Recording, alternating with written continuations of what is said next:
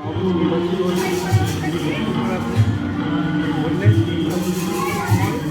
ইংরেজ এখন ইউরোপের যুদ্ধে ব্যস্ত, এই সময় তাদের আঘাত করতে হবে। সুভাষচন্দ্র বসুকে ব্রিটিশ সশস্ত্র কারাগারে বন্দি করলেন। সুভাষচন্দ্র বসু অনুভব করেছিলেন যে সশস্ত্র বিপ্লব ছাড়া ভারতের স্বাধীনতা অসম্ভব। তিনি শুরু করলেন বিভিন্ন জায়গায় জ্বালাময়ী বক্তৃতা দিয়ে মানুষকে উদ্বুদ্ধ করলেন। 1941 সালে 7ই জানুয়ারি সরকারের জন্য ফাঁকি দিয়ে ছদ্মবেশে, মৌলবী ছদ্মবেশে তিনি পাড়ি দিলেন বাড়ি থেকে। বিপ্লবীদের সাথে ছদ্মবেশে ভারতের বিভিন্ন প্রান্তে তিনি ছুটে বেরিয়েছিলেন। তার সঙ্গে ছিলেন তার সহকর্মী গিয়াসউদ্দিন মোহাম্মদ। 1943 সালে সুভাষচন্দ্র গেলেন জার্মানিতে, অনুরোধ করলেন 1943 সালটা মনে রাখতে হবে কিন্তু জার্মানির সাহায্যের দরকার। সেখানে হিটলারের সঙ্গে দেখা করেন এবং তার সাহায্য দিলেন। জার্মান সমুদ্র পথে সাবমেরিন করে তিনি গেলেন দক্ষিণ পূর্ব এশিয়ায়। আমি অনেক কষ্টে ডাক্তারকে রিকোয়েস্ট করে কিন্তু আজকে এই ভিডিওটা বানাচ্ছি। জাতীয় পতাকা তুললেন, বন্দে মাতরম ধ্বনিতে সৈন্যদের এগিয়ে যাওয়ার নির্দেশ দেন। তোমাদের কোনো ভয় নেই, দেশের কাজে তোমরা শেষ রক্তবিন্দু ঢেলে দাও। 1943 সালে 21 অক্টোবর সুভাষচন্দ্র হলেন সর্বাধিনায়ক, সেনাবাহিনী তার নাম দিলেন নেতাজি। তিনি ঘোষণা করলেন, তোমরা আমাকে রক্ত দাও, আমি তোমাদের স্বাধীনতা দেব। তার সেই আহ্বানে সকলে ঝাঁপিয়ে পড়ল। ডাক্তার ভালো করে কিন্তু আমাদের এক্সপ্লেন করে দিলেন। হাবিবুর রহমান জাপানি বিমানে রওনা দিলেন, সজল নেওয়ারে তাদের বিদায় দিলেন। নেতাজি সম্বন্ধে আমরা অনেকটা জানলাম। এবার আমরা যাবো স্বামীজির ঘরটাও একটু যাব। এদিক দিয়ে স্বামীজির ঘরটাও একটুখানি এক্সপ্লেন করবো বাচ্চাদের, যাতে ওটাও বুঝতে পারে স্বামীজি আমার তো আদর্শ, প্রত্যেকেরই আদর্শ হওয়া উচিত। স্বামীজির মতন বড় মানুষ বোধ হয় এই পৃথিবীতে আর হবে বলে তো আমার মনে হয় না। আমি এখান দিয়ে বেরোচ্ছি, এখানে ফাংশন হচ্ছে। অপূর্ব, শুনলে মন জুড়িয়ে যায়, এটা শুনলে মন জুড়িয়ে যায়। স্বামীজির ঘরটা একটু যাব, একটুখানি বলে দিই। যেহেতু আমি যেহেতু ইউটিউবের ভিডিও আমি ক্রিয়েটার নয়, যার জন্য আমি মোবাইল থেকেই যেহেতু ভিডিও করি একটু ছোটো বাচ্চাদের জন্য আজকে এসেছি। আমার পেশা অন্য, এই ভিডিও করতে। ওই জন্য কী হয়, অনেক সময় ফোন আসলে একটা ভিডিও চট করে ওটা বন্ধ হয়ে যায়, তখন আর ওটা ফলো আপে একটা ভিডিও টানা হয় না, তখন আমি ওটাকে আরেকবার আরেকটা ভিডিও তৈরি করতে হয়। ওই জন্য আপনাদের যদি দেখেন তাহলে দুটো ভিডিও কিন্তু আপনাদের দেখতে হবে, ছোটো বেশি বড় না। জানতে গেলে একটু সময় দিয়ে তো দেখতেই হবে, ধৈর্য সহকারে এটা দেখাচ্ছি। কলকাতা শহরে সিমলা পাড়ায়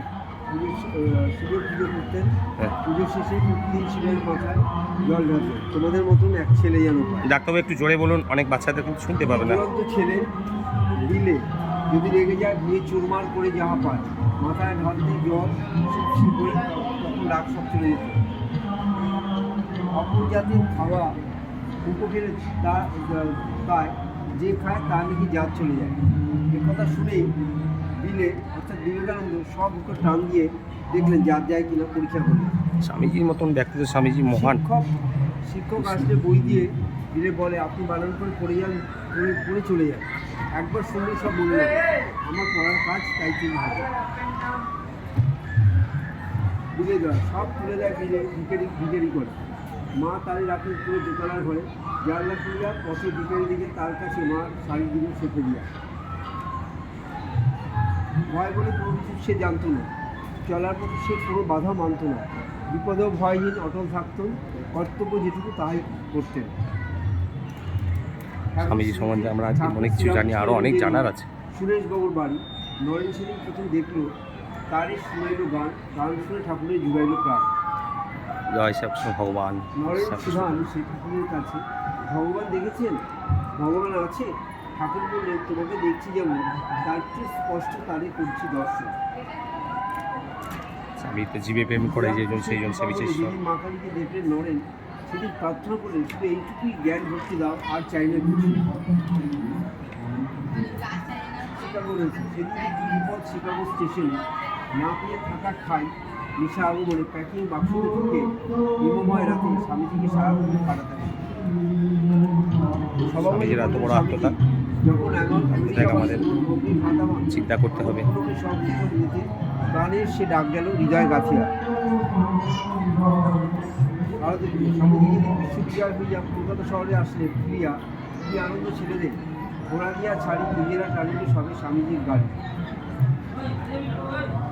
বেলুন করিয়া বেলুন ঠাকুরে সেখানে বসায় স্বামীজি পদ থাকিয়া এখানে দীর্ঘকাল জগতের কল্যাণ করল, সবারই কল্যাণ কথা টানিয়া আনে। ডাক্তার এবার সুভাষ মেলা সম্বন্ধে একটুখানি বলুন, আপনি কি কি দেখলেন আর কি কি খেলেন আর কোথায় কি কি ঘুরলেন, কেমন লাগলো মেলাটা একটুখানি? বহু প্রাচীন, বহুদিন ধরে এই মেলা চলছে।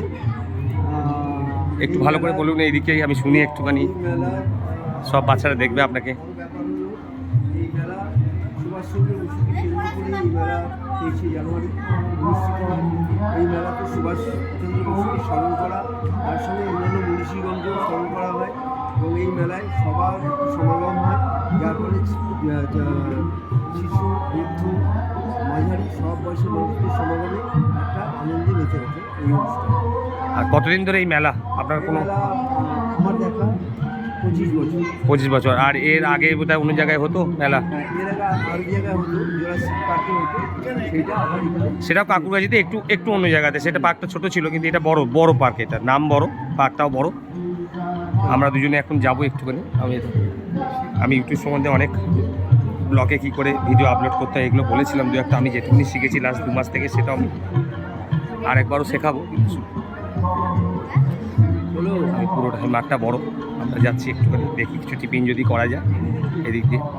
হ্যাঁ, দেখিয়ে দিলাম। আমি যেহেতু ভিডিও করি না, আমি গান করি, আমার চ্যানেলে শুধু গান দেওয়া আছে। তা আমি যাওয়ার পথে যেখানে যেখানে পারি, যেটুকুনি পারি এখানে যেটুকুনি ভিডিও করবার চেষ্টা করি। ফুচকা, দই ফুচকা, অনেক কিছু পাওয়া যায়, লোভনীয় জিনিস। কলকাতায় ফুচকা খেতেই হবে, কলকাতায় এইটা একটা বিশেষ। যাই হোক, এই ভিডিওটার সঙ্গে আপনার লাগোয়া কিন্তু আর একটা ভিডিও, যেহেতু আমার কল এসে গেছিলো বলে ওই ভিডিওটা আমি পুরো করতে পারিনি। আর আপনাদের সাবস্ক্রাইব করুন না করুন, এই চ্যানেলটা আপনারা ফলো রাখুন, তাহলে আমি যতটা পারবো ভিডিও, আমার গানের সঙ্গে সঙ্গে যেটা ভিডিও যেটুকুনি করার আমি চেষ্টা করব কিছু ভিডিও করে এই আমার চ্যানেলে দেওয়ার। সবার কাছে একটা অনুরোধ, বড়োদেরকে আমার প্রণাম, ছোটোদেরকে ভালোবাসা প্রত্যেকে। আমি চাই ইউটিউবে সবার চ্যানেলটা ভিউজ হোক, সবাই ইউটিউব যেহেতু ভারতবর্ষের বাইরের সংস্থা, সবাই ওখান থেকে কিছু পয়সা পাক, তার মনের আশা পূরণ করুক। আমারও একটা ইচ্ছা আছে, আমি জানি না কী হবে, ভালো উদ্দেশ্য নিয়ে করছি। আমি লাস্ট 2 মাস থেকে ভিডিও করছি। ঠাকুমা স্বামীজির নিশ্চয়ই ইচ্ছা আছে, যার জন্য আমার চ্যানেলটা মনে তো হচ্ছে এগোচ্ছে, জানি না, আমাকে একটু পরিশ্রম করতে হচ্ছে, যদিও আমার পেশা তো অন্য। আর তবু আমি গান করি, গানের ফাঁকে ফাঁকে এখানে দেখছি অনেক কিছু দোকান আছে, কিন্তু এটা লাভলি, খুব সুন্দর সিনেমাটির জিনিসপত্র, কাপ গ্লাস সব কিছু পাওয়া যাচ্ছে। এত দোকান একসঙ্গে, একমাত্র সুভাষ মেলা, একদম বিনামূল্যে নিখরচায় একমাত্র সুভাষ মেলা আমার মনে হয়। সে কোনো মেলাতে ঢুকতে গেলে একটা এন্ট্রি ফিস লাগে, কিন্তু এই মেলাটাতে কোনো এন্ট্রি ফিস নেই। এটা দূর দূরান্ত থেকে যেখানে আসবেন, শিয়ালদা থেকে, উল্টোডাঙ্গা থেকে, একদম আশা কাকুরগাছি মোড় থেকে একটুখানি, সবাই চেনে এটা, সবাই চেনে। অনেক বড় জায়গা। আগের দিন আমি দেখিয়েছিলাম, আজকে তো খুব ভিড় আছে, আজকে বৃহস্পতিবার, তবুও ভিড় আছে। ভিড় আছে, আইসক্রিমের দোকানও আছে, এদিকে অনেক কিছু খাবার জায়গা, এদিকে ভেলপুরি, অনেক কিছু মিষ্টি, এখানে মিষ্টি আছে, কিন্তু মিষ্টির দোকান অনেকে খাচ্ছে। কিন্তু এদিকটা টয়লেটের দিক, এদিকটা টয়লেট আছে, এদিকে কিন্তু দোকান আছে অনেক। দেখি ওইদিকে ইলেকট্রিক নাগরদোল্লা উঁচু, ভয় লাগে কিন্তু। মেলাতে তো নাগরদোল্লা, টয় ট্রেন, হাড়োথপ দোলনা, বাচ্চাদের দোলনা, এগুলো তো থাকবেই।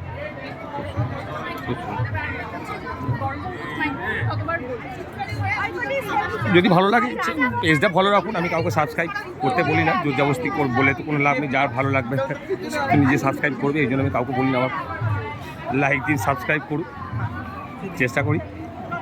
যেহেতু আমি ভিডিও করি না, আস্তে আস্তে আমি মোবাইল থেকে যেটুকুনি পারছি একটু আধটু করে কয়েকটা ভিডিও আমি দিয়েছি। বেলুড় মঠের, পাগলা বাবার, জগদ্দানের, যেখানে ভেতরে তো ঢোকা যায় না, যেগুলো ভিডিও করা যায় না সেগুলো আমি করি না।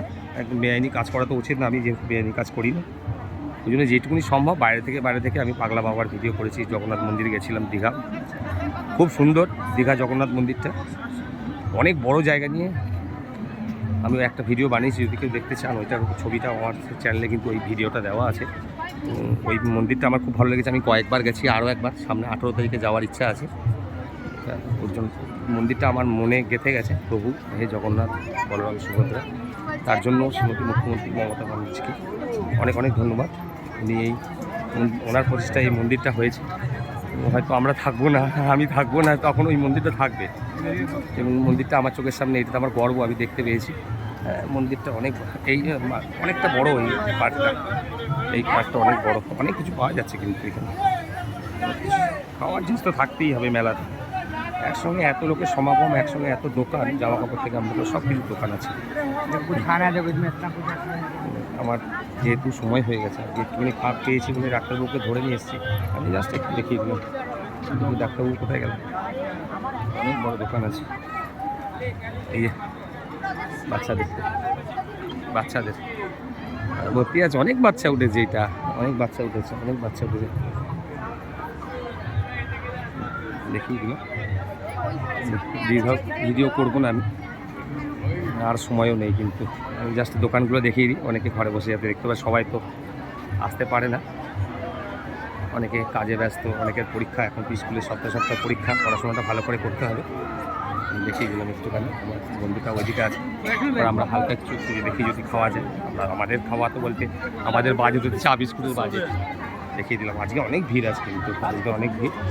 জয় ঠাকুরমা স্বামীজির কথা বলি আমি এই ভিডিওটা শেষ করছি। এবং যদি আপনাদের কিছু জানবার আগ্রহ থাকে, ইউটিউব সম্বন্ধে আমি যেটুকুনি শুনেছি সেইটুকুনি আমি এখানে নবদ্বীপের লাল ক্ষীর দই পাওয়া যাচ্ছে। খুব সুন্দর, নবদ্বীপের লাল ক্ষীর দই পাওয়া যাচ্ছে। ডাক্তারবাবু দাঁড়িয়েছে, জানি না ডাক্তারবাবু খাবে কিনা। আমি ভিডিওটা শেষ করছি। এই যে নবদ্বীপের দই, খুব সুন্দর নবদ্বীপের দই। ডাক্তারবাবু তো দেখি জিজ্ঞেস করি খাবে কিনা। ঠিক করলে তো দেখা যাবে না, তবে আমি যেটুকুনি মনে হয় একটুখানি কাজ হলেও কাজে লাগবে, বাচ্চাদের বড়দের সবার জন্য। ঠাকুমা স্বামীজির নাম করে। আর আগের ভিডিওটা কিন্তু দেখতে হবে, এটা লাগোয়া কিন্তু আগের ভিডিওটা, তখন ফোন এসেছিল আমি বললাম বলে। এই নবদ্বীপের লাল দই দেখিয়ে দিলাম, ওই দিকটা বাইরে। এবার আমরা দেখিয়ে দিয়েছি, চলো আমরা যাই ওই দিক দিয়ে একটুখানি দেখি চায়ের দোকান আছে কিনা।